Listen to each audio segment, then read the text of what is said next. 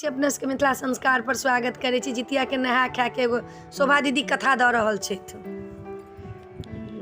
और यार काबर यार नहा खा के बैठनी पोखरवा घाट बैठे के मिलल सिंहासन पाट जाके पूछा और राजा रामचंद्र से जब बाबू के माई जीवतिया नहा खैले बड़ी। और यार काबर यार नहा खा के बैठनी पोखरवा घाट बैठे के मिलल सिंहासन पाट जाके पूछा और राजा रामचंद्र से जब बबिया के माई जीवतिया नहा खैले बड़ी।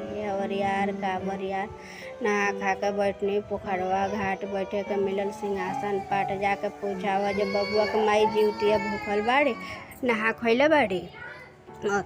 और यार काबर यार नहा खा के बैठनी पोखरवा घाट बैठे के मिलल सिंहासन पाट जाके पूछा और राजा रामचंद्र से जब बबी के माई जीवतिया नहा खैले बाड़ी।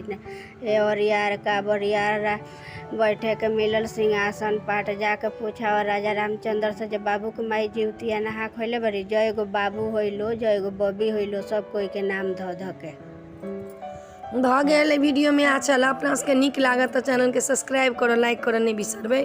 जय मिथिला, जय माता जी।